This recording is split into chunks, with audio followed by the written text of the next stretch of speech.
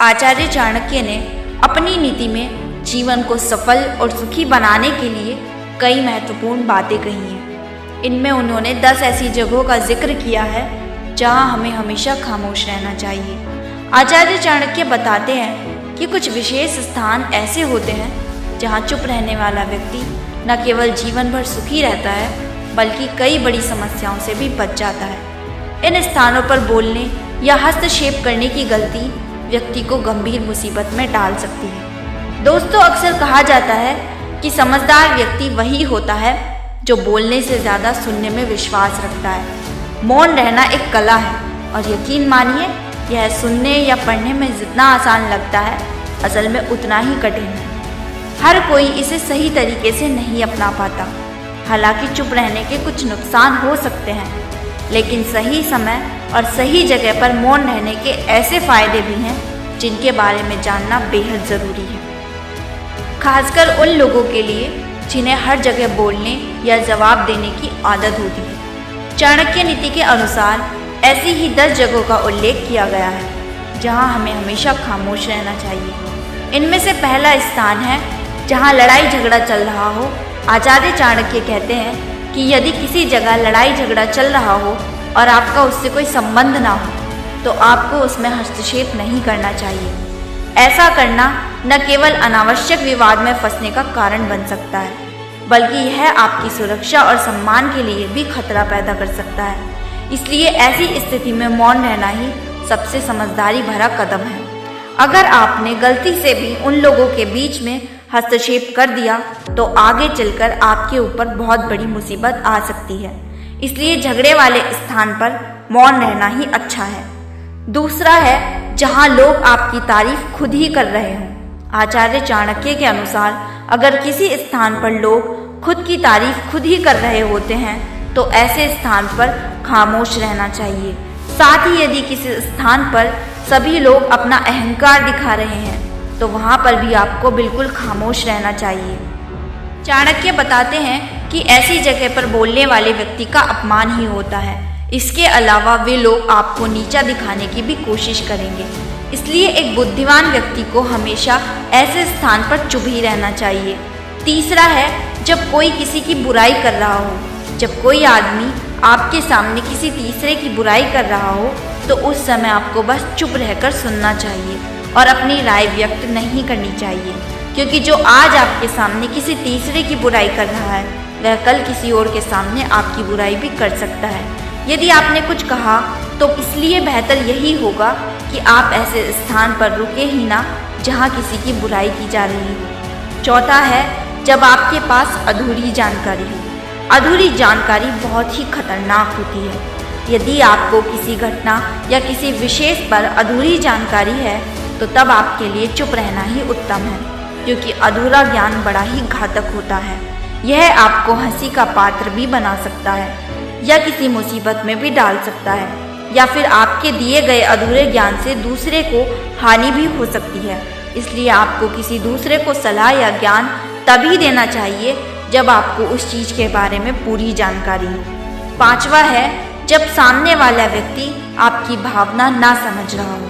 जब आपको यह ज्ञान हो जाए कि सामने वाला व्यक्ति ना तो आपकी भावना का सम्मान कर रहा है और ना ही वह आपकी बात को समझ पा रहा है तो ऐसी स्थिति में आपको स्वयं शांत और चुप हो जाना चाहिए, क्योंकि ऐसे लोगों को आपकी भावना या दुख से कोई मतलब नहीं होता। ऐसे लोगों को अपना राज बताकर पछताना ही पड़ेगा। हिंदी में एक कहावत है कि भैंस के सामने बीन नहीं बजानी चाहिए। इस समय आपको इस कहावत पर गौर करना चाहिए ताकि ना तो कोई आपकी एनर्जी वेस्ट हो और ना ही आपको बेवकूफ़ समझा जाए। छठा है जब कोई इंसान अपना दुख व्यक्त कर रहा हो।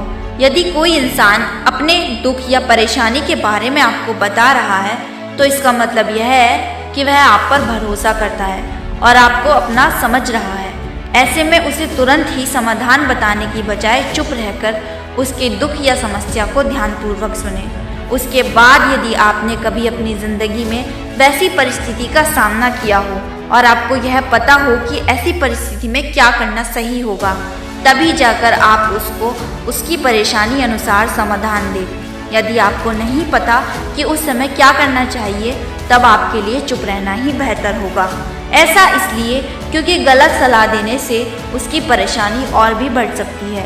और सबसे ज़रूरी बात यह है कि आप उसके दुख या समस्या को गुप्त ही रखें और किसी को ना बताएं। 7वां है, जब कोई व्यक्ति आप पर क्रोधित हो या आपसे झगड़ा कर रहा हो। जब आपका कोई करीबी व्यक्ति आपसे झगड़ा कर रहा हो या किसी बात पर आपसे क्रोधित हो, तो तब उसके सामने आपका चुप रहना ही समझदारी भरा कदम होगा। क्योंकि जब व्यक्ति आप पर गुस्सा कर रहा होता है, तब उसका अपने मन पर नियंत्रण नहीं रहता। ऐसी परिस्थिति में उनके क्रोध की अग्नि में अगर आप खुद भी पड़ेंगे या उनसे झगड़ा करने लगेंगे, तो जो बात कल सुलझ सकती थी वो और भी ज़्यादा बिगड़ती चली जाएगी।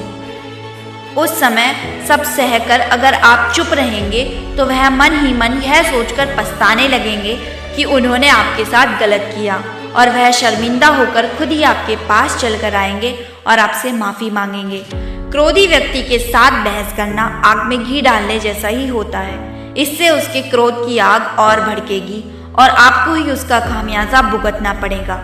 8वां है, जब आपका किसी मुद्दे से कोई संबंध ना हो। अगर आपका किसी मुद्दे से कोई संबंध ना हो तो वहाँ आपका चुप रहना बनता है। बिना किसी वजह अगर आप दूसरों के मुद्दे पर बोलेंगे तो यह आपके लिए अनिष्ट कार्य रहेगा। इसमें केवल और केवल आपका ही नुकसान होगा। आप तब तक चुप रहें जब तक आपसे उस मुद्दे को लेकर कुछ पूछा ना जाए। इसके अलावा अगर आपको उस मुद्दे के बारे में स्पष्ट जानकारी नहीं है तो तब भी दूसरों के मुद्दे में दखल देने से आपकी भारी बेइज्जती हो सकती है।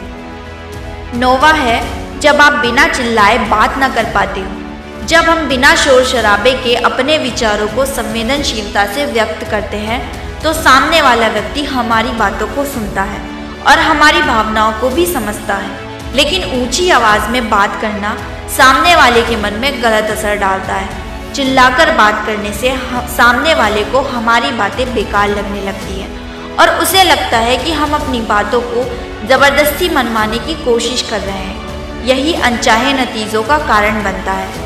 इसलिए हमें कभी भी चिल्लाकर या ऊंची आवाज़ में बात नहीं करनी चाहिए। अगर आप बिना चिल्लाए कोई बात नहीं कह सकते तो वहाँ चुप रहने में ही आपकी भलाई है।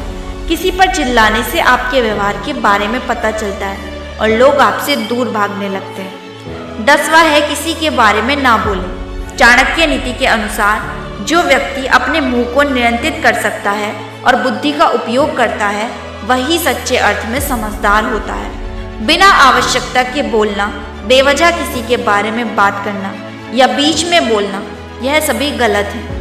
कभी कभी हमारी सबसे बड़ी बुद्धिमानी इसी में होती है कि हम मुंह खोले बिना चुप रहें और बेवजह ना बोलें।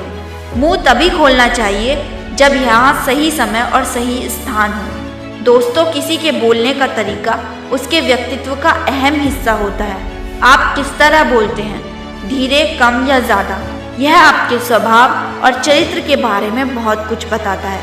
आप क्या बोलते हैं और कहाँ बोलते हैं, यह आपकी ज़िंदगी और करियर्स दोनों पर गहरा असर डालता है। यह उतना ही सच है कि अपनी बात सही तरीके से कहना आना चाहिए, लेकिन कुछ खास परिस्थितियाँ ऐसी होती हैं जहाँ चुप रहना ही सबसे बेहतर होता है। उम्मीद करते हैं दोस्तों कि आपको हमारी यह वीडियो पसंद आई होगी। अगली बार फिर मिलेंगे एक नई और दिलचस्प वीडियो के साथ। तब तक के लिए धन्यवाद।